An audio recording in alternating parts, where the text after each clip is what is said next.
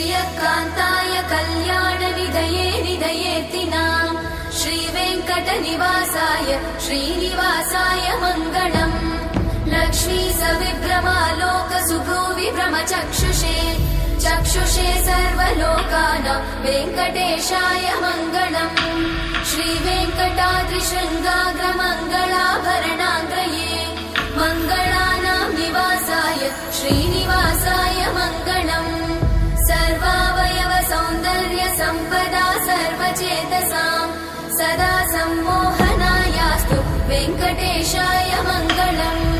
नित्याय निरवध्याय सत्यानन्दचिदात्मने सर्वान्तरात्मने श्रीमद् वेङ्कटेशाय मङ्गलम्